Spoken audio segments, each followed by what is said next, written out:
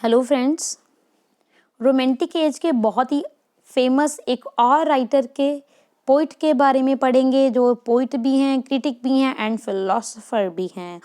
That is Samuel Taylor Coleridge, the full name Samuel Taylor Coleridge, और ये जाने जाते हैं एस्ट्री कॉलरिज के नाम पे ज़्यादा जाने जाते हैं, मशहूर हैं एस्ट्री कॉलरिज ही हम इनको बोलती हैं, मगर फुल नेम है सैमुअल टेलर कॉलरिज।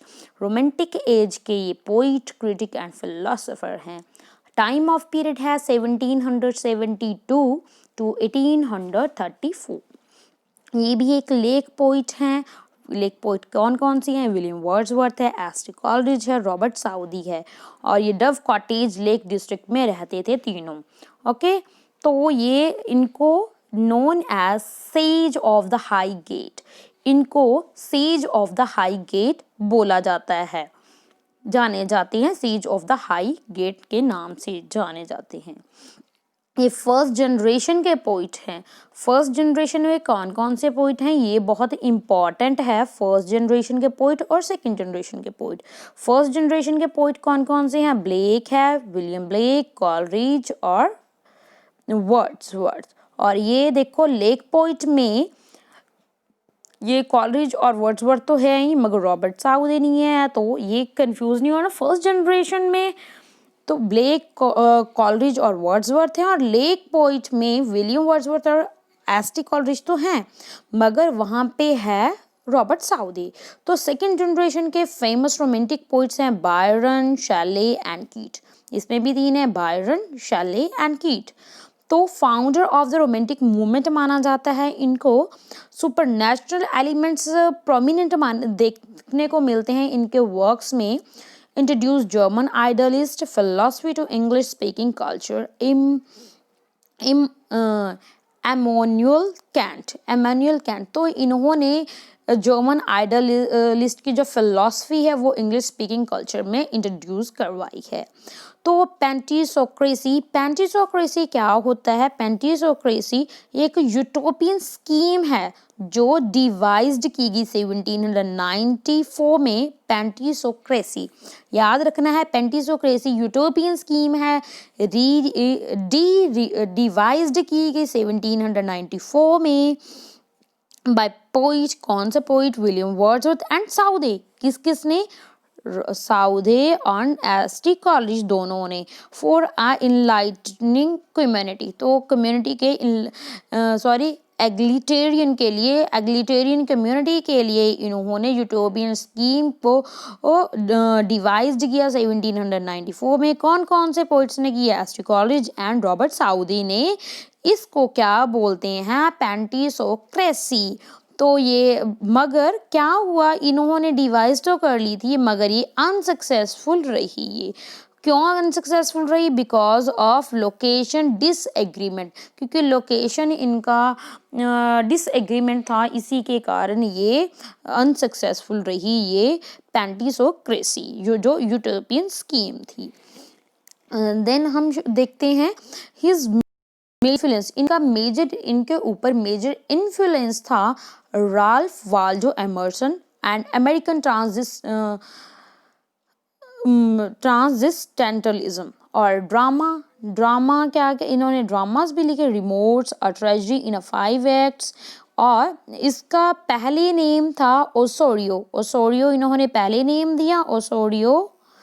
देन उसको बाद में इसका न्यू टाइटल दिया that remotes the tragedy in 5 acts, जो 1813 में आई है। ये ड्रामा है, ड्रामास भी लिखी है ना इसने, एस्ट्री कॉलरिज ने। The fall of the Robespierre and historic drama, a historic drama है, मगर ये एस्ट्री कॉलरिज ने लिखे हैं but with the collaboration of the Robert Southey के साथ। तो इनकी जानी कि अच्छी बनती थी। पहले ही इन्होंने पेंटिसोक्रेसी भी शुरू करनी चाहिए इन दोनों ने, और मगर इन दोनों ने 2 ड्रामास भी लिखे हैं। नंबर 1 है remorse, a tragedy in 5 acts 1813 में, और ये जो पेंटिसोक्रेसी है ये 1794 में, और एक the fall of the Robespierre and historic drama है, ये दोनों लिखे हैं। इन्होंने पीरियोडिकल्स भी प्रोड्यूस की हैं। द वॉचमैन पीरियोडिकल पब्लिकेशन है, और देन इज 1798 में लिरिकल बैलड्स हैं, लिरिकल बैलेड पब्लिश करवाया, और ये कोलैबोरेशन के साथ लिखा था। इसमें पोइम्स हैं, लिरिकल बैलेड कलेक्शन है पोइम्स का, और इसमें टोटल 23 पोइम्स हैं। 19 poems were composed by William Wordsworth and only 4 poems were written by S.T. Coleridge.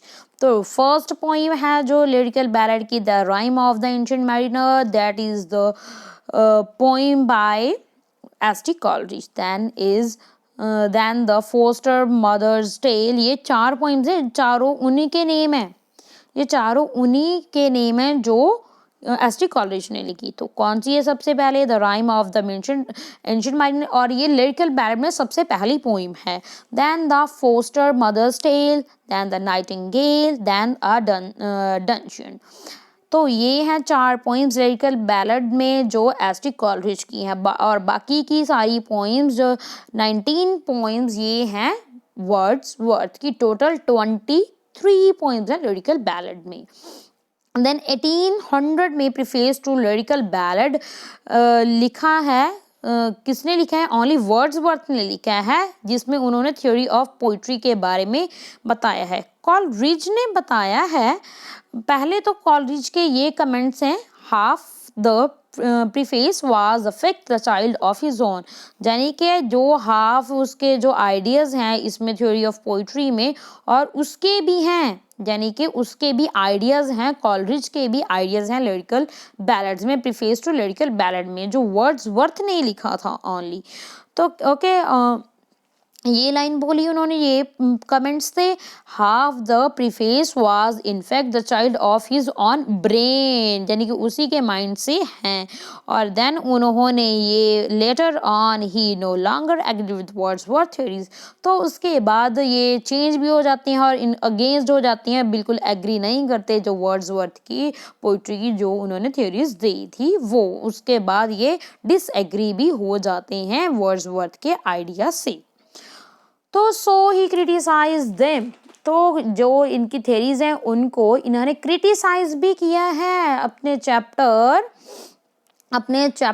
17 and 8th में इन अ बायोग्राफिया लिटरेरा। तो बायोग्राफिया लिटरेरा इनका फेमस वर्क है, जिसमें इस वर्क में 23 चैप्टर हैं।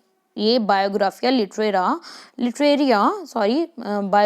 लिटरेरिया, इसमें 23 चैप्टर्स हैं, और chapter number 8 and chapter number 17 में इन्होंने क्रिटिसाइज किया है वर्ड्सवर्थ की पोइट्री की थ्योरीज को। The anxiety, depression and bipolar disorder की वजह से इनको एंजाइटी थी, चिंता में रहते थे, डिप्रेशन के कारण बायोपोलर डिसऑर्डर भी था, जिसके कारण ये ओपियम एडिक्टर भी हैं। और इनके अब नोटेबल वर्क्स के बारे में भी देख लेते हैं कौन कौन से हैं। These are the list of the notable works by S T. Coleridge. Number 1 पे है the rime of the ancient mariner, next is Christabel, then Kubla Khan, Frost at Midnight, Dejection and Ode क्या है? Dejection and Ode ये जो William Wordsworth की wife की sister, wife का name था विलियम वर्ड्सवर्थ की मैरी हचिंसन, और वाइफ की सिस्टर का नेम था सारा हचिंसन। जो सारा हचिंसन को लव करते थे एस.टी. कॉलरिज, उन्होंने रिजेक्ट कर दिया था एस.टी. कॉलरिज को, जिसकी वजह से इन्होंने ये द डिजेक्शन एंड ओड लिखी थी। और बायोग्राफिया लिटरेरा, और ये वर्क है, ये इसमें 23 चैप्टर्स हैं, जिसमें इन्होंने क्रिटिसाइज किया है अपने विलियम वर्ड्सवर्थ की थ्योरीज को, पोइट्रीज की थ्योरीज को। Then the essay on Shakespeare, तो this is also very important. essays on Shakespeare, these are the notable works by S.T. Coleridge। तो अब हम डिटेल से देखेंगे rime of the ancient mariner. First देखते हैं हम राइम और the rime of the ancient mariner. इसमें ये 7 पार्ट्स में डिवाइड है। इसके फेमस लाइन है, water water everywhere nor any drop to drink, these are a very famous line from the work by S T. Coleridge, the rime of the ancient mariner. He prayed best, who loved best, all things both great and small, for the dear who loved us, he made and loved all. These are also the famous line by Ashley Coleridge from the poem The Rime of the Ancient Mariner, that inspired from a James Cook. तो ये inspired हुए हैं James Cook से, जो second voyage of the exploration. तो इसी से उन्होंने उसके इंस्पायर होकर जेम्स कुक के work the second voyage of the exploration से इंस्पायर होकर इन्होंने ये the rime of the ancient mariner compose की पोइम। 7 पार्ट में है ये पोइम। तो इसमें मैरिनर है, मैरिनर मेन कैरेक्टर बोल सकते हैं पोइम में। तो mariner return from the long sea voyage, वो लंबी सी यात्रा से वापिस आ रहा है और वो अपनी सारी स्टोरी सुनाता है एक मैन को जो वेडिंग सेरेमनी को अटेंड करने जा रहा है। उसमें वो सारी स्टोरी नरेट करता है कि कैसे उसमें एक बहुत बर्ड बोल सकते हैं, एल्बेट्रॉस, वो पक्षी होता है और जिसको ये मार देता है और उसको बाद में ये इसके गले में डाल दिया जाता है। ये सारी स्टोरी वो नरेट करता है इस जो वेडिंग सेरेमनी पे जा रहा होता है मैन उसको। तो this is a very famous work. Next work देखते हैं, दैट इज़ अ क्रिस्टेबल। क्रिस्टेबल ये इनकम्प्लीट पोइम है। It is an incomplete poem by Ashley Coleridge। ये लॉन्ग नरेटिव पोइम है और ये सिर्फ 2 पार्ट्स में डिवाइड है, और मगर इसको उन्होंने प्लान किया था 3 एडिशनल पार्ट में, मगर 3 एडिशनल पार्ट बनाएंगे उन्होंने ये ऐसा सोचा था, प्लान किया था, बट नहीं कर पाए। इसमें सेंट्रल फीमेल कैरेक्टर होती है जिसका नाम क्रिस्टेबल है, और इसी क्रिस्टेबल मेन कैरेक्टर भी है और इसी पोइम का नेम भी क्रिस्टेबल है। तो एक स्ट्रेंजर होता है गेराल्डिन का, जो इसमें सुपरनेचुरल एलिमेंट्स भी देखने को मिलते हैं। एक डॉग है, वो बार्क करता है, मिस्टीरियस फ्लेम अपने आप डेड फायर से हो जाती हैं।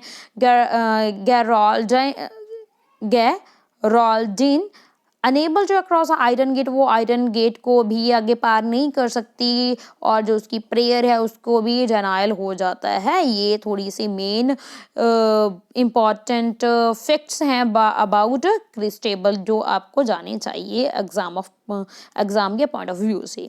Next work is कुबला Khan. कुबला Khan का एक और वर्क है, दैट इज नेम है that is a vision in a dream a fragment.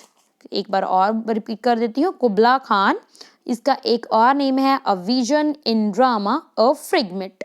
ये हमने पहले भी बात की थी ना, ये ओपियम एडिक्टेड थे, ये ओपियम के इन्फ्लुएंस से ही ये लिखी गई एक पोइम है। तो ये ऐसा भी आपको क्वेश्चन आ सकता है कि ओपियम इन्फ्लुएंस्ड ड्रीम से लिखी हुई कोई पोइम बताइए, दैट इज अ कुबला खान। तो ओपियम इन्फ्लुएंस ड्रीम में क्या होता है, वो ज़्यादा ले लेते हैं, अफीम ले लेते हैं, जिसकी वजह से इनको नींद आ जाती है और नींद में उनको सपना आता है और सुबह उठकर वही वो सब कुछ लिख देते हैं। That is the poem known as Kubla Khan। तो Xanadu, the supreme palace of a Mongol emperor of a China, Kubla Khan. जो कुबला खान है वो मंगोल एम्पर हैं चाइना के, उनका ज़ेनाडू उनका बहुत समर पैलेस होता है, वो देखते हैं। तो ये बहुत अच्छी पोएम लिखते हैं ये। इसमें कुबला खान है, उनके पैलेस के बारे में बताया गया है जो ज़ेनाडू में है। तो ये ड्रीम है, बहुत अच्छे से लिख रहे थे। ये भी मतलब एक फ्रेगमेंट है, यानी कि इनकम्प्लीट है वर्क ये, क्योंकि ये ड्रीम था, जितना याद था वो लिख रहे थे, मगर किसी ने इंटरप्ट कर दिया था, किसी पर्सन ने इनको, जिसकी वजह से ये अनफिनिश्ड भी रहा था और ये इन्होंने अनपब्लिश्ड भी छोड़ दिया था। On prompting of a Lord Byron वो अनफिनिश्ड ही रखना चाहते थे, मगर जब लॉर्ड बायरन ने इनको थोड़ा सा प्रॉम्प्ट किया तो फिर इन्होंने इस वर्क को पब्लिश करवाया कुबला खान को।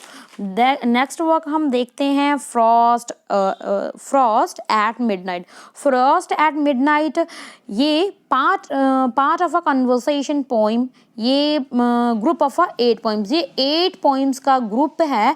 तो कन्वर्सेशन पोइम है, ये कन्वर्सेशन पोइम्स हैं क्योंकि 8 पोइम्स का ग्रुप है ना। Frost at midnight, Coleridge childhood experience in negative manner, जितने भी उनके चाइल्डहुड के एक्सपीरियंस हैं मगर नेगेटिव मैनर में वो रिप्रेजेंट करते हैं, एक्सप्रेस करते हैं that Coleridge's son would be able to experience a good childhood and become the child of nature। तो फ्रॉस्ट एट मिडनाइट में वो पहले तो इसमें क्या करते हैं, अपने चाइल्डहुड एक्सपीरियंस को याद करते हैं, जो बिल्कुल ही नेगेटिव मैनर में याद करते हैं कि उनका चाइल्डहुड बिल्कुल भी अच्छा नहीं गया। और फिर वो अपनी एक अच्छे फादर होने के नाते वो अपने सन के लिए ब्राइट फ्यूचर का भी तमन्ना करते हैं कि उनकी ब्राइट फ्यूचर हो। तो वो एक्सपीरियंस करते हैं कि उसका बेटा अच्छा गुड चाइल्डहुड हो और उसका वो एक अच्छा चाइल्ड ऑफ नेचर बने। तो इसमें ये है। और नेक्स्ट हम देखते हैं डिजेक्शन एंड ओड, इसके बारे में बता चुकी हूँ। जो ओरिजिनली फॉर्म है वाज रिटन टू सारा हचिंसन।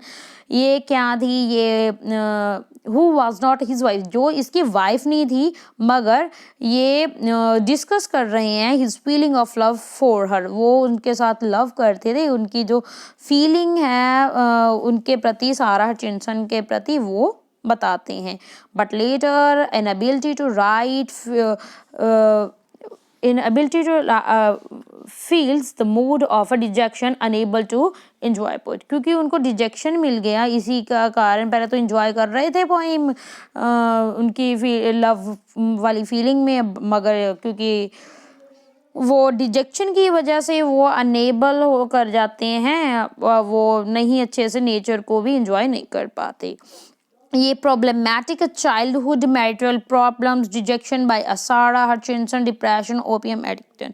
तो ये क्या है जी, प्रॉब्लमैटिक, तो उनका चाइल्डहुड बिल्कुल भी अच्छा नहीं था, मैरिटल भी प्रॉब्लम थी, और जो सारा हचिंसन थी वो उन्होंने भी उनको रिजेक्ट कर दिया था, जिसकी वजह से हमें उनकी पोइम्स में डिप्रेशन देखने को मिलता है और ओपियम एडिक्टेड भी हो गए थे। तो this is all about S T. Coleridge. तो लास्ट में देख लेते हैं जो लैम्ब है। Lamb describe Coleridge as an archangel little